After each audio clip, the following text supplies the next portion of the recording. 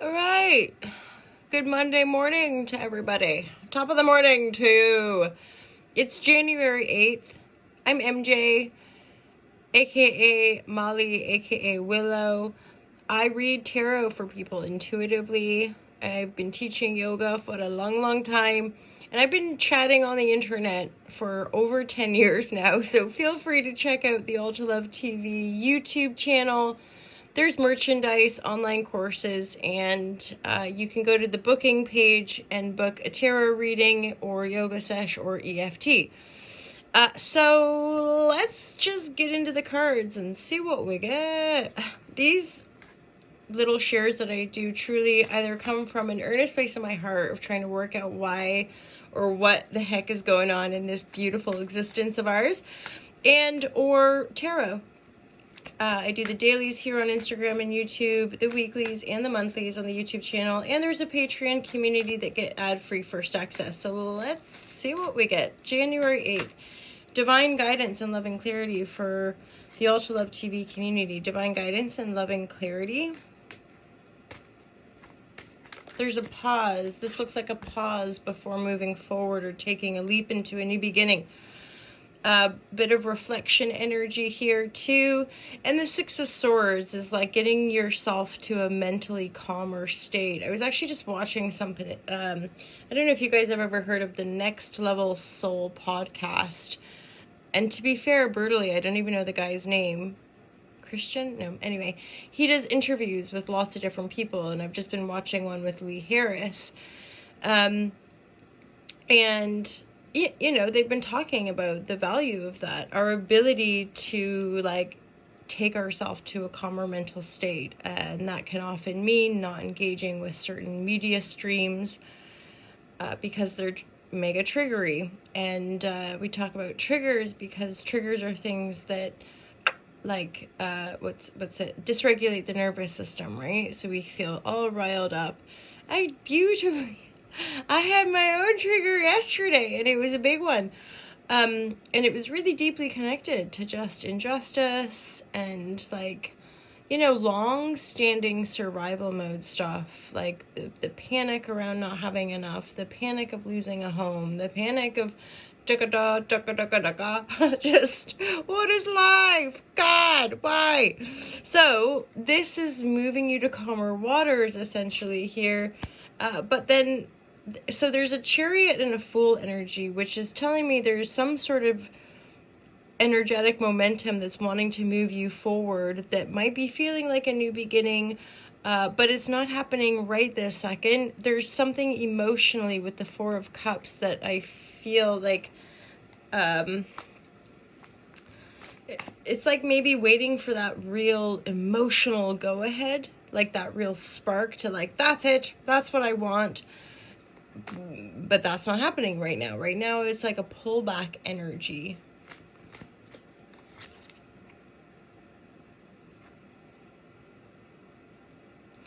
For some of you, there's a Justice reverse. So for some of you, there could, it feels like a legal battle. It feels like something, like you can't move forward yet because there's not a decision being made, or you're still,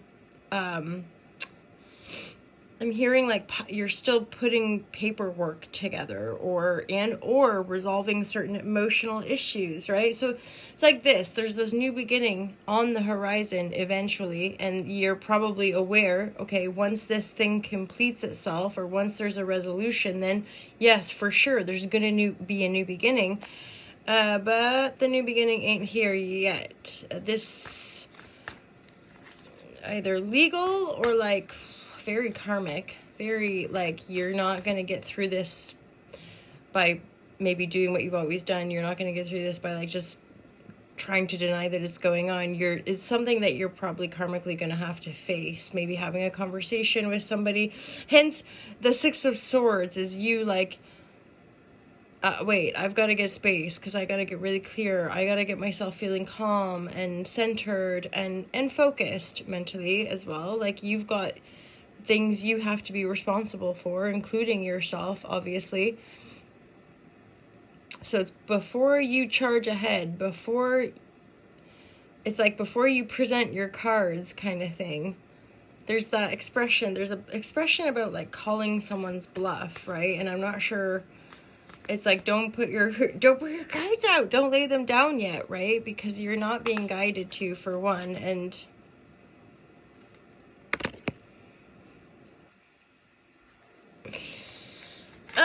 for some of you, look, there's Chariot reverse.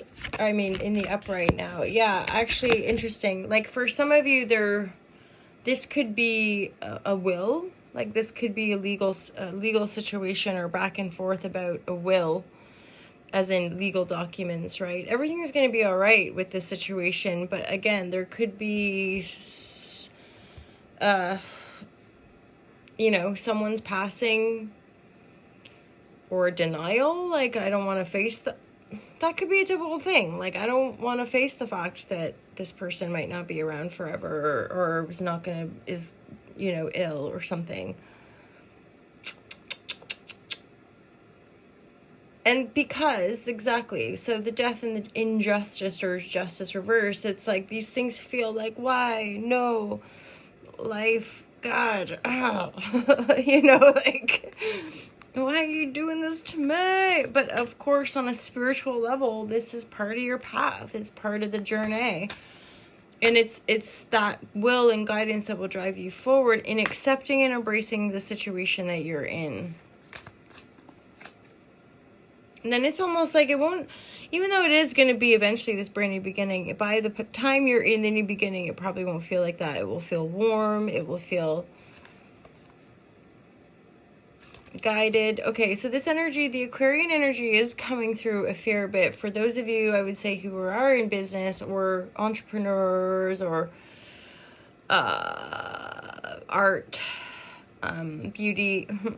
I feel like I'm looking at that card going, for a lot of you, that the ushering into the new is going to be about collaboration.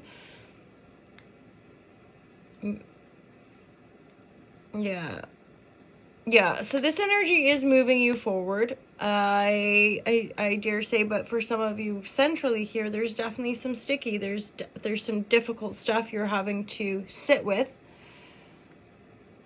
It's like this whole, if there is a back and forth, if there is a legal situation, if there is a will, if there's anything that you're having to work through, having to face, like karmically, just reality, whatever, it's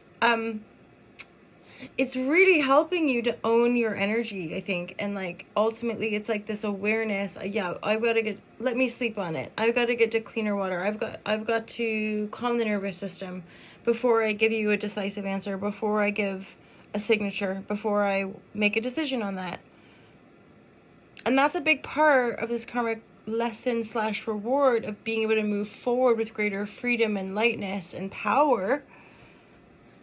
Feeling very guided eventually.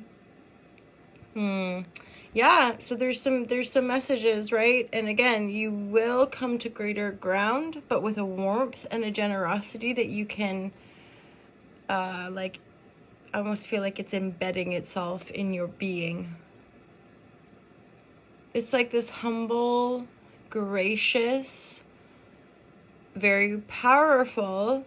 It's like what's the expression of the emperor in something, or lion in sheep's clothing? It's something about being an incredibly powerful person with a deep humility, and that is part of the power. And knowing that your beauty and your expression is a big part of what's bringing in the reward for you. So good luck with this. And again, this sense of energy has come through a fair bit in the last year or so, but it's just about not feeling pressured to make a decision. Like if you're too excited, or if you're too down in the dumps, or if you're too overwhelmed, you just don't need to go, okay, yeah, sure, fine, to appease someone. I'll think about it. I'll sleep on it. Because there was that Eight of Trees. There's a sense of there is a back and forth. Our lives are we might rise up and have a phase of exhilarated health and wonderment and what have you.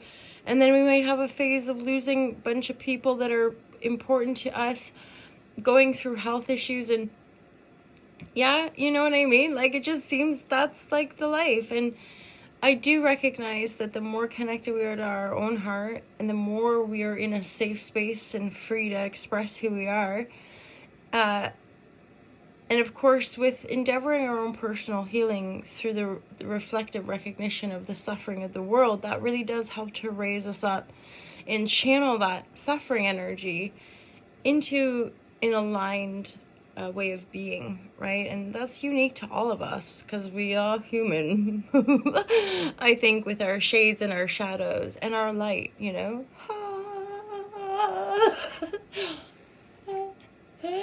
Looks like I'm drinking the light. I'm gonna close her there, you guys. I hope you have a magical, wonderful day. And even if it's not, I had a really rough day yesterday. So it's a holla shazam, you guys. Even if it's a rough day, it's a holla shazam. You know, it's almost like you don't try to be happy. Just be where you are and like embrace that too. Right? It's like, oh shit, there's a bunch of stuff, emotion coming up, and I can either react and point fingers and wrestle with it, or just breathe and sit with it and give her a good cry for as long as she needs and then sleep. For as long as she needs, kind of thing, right? So it's like honoring that without the different clusterfuck of emotions that come along, because that's like these are the delayering of our program, right? Is that sometimes just the beginning process of permissioning oneself to have proper rest days. You know, a long time working with people, just that sometimes brings up guilt, shame, you know, like it's uncomfortable for people not to do anything. So it's all of that. Anyway, I had one more thought. Respect the silence, my lovers. The silence is golden, and there's so much creative juice in there. Respect it, you know, respect the silence. It's juicy, it's golden. You're it, you know, and may peace be with us all. God, please, please. More peace on this planet. It would be fantastic. Let's do it. Let's do it, my lovers. That means that we have to stop killing one another. And I laugh probably because it's so deeply uncomfortable, and there's such a deep, earnest desire for there to be peace. And so, please, let's find it. Let's get there. Let's go there. Let's do it. Peaceful planet. What represent? I love you guys. Namaste. Namaste. I love you.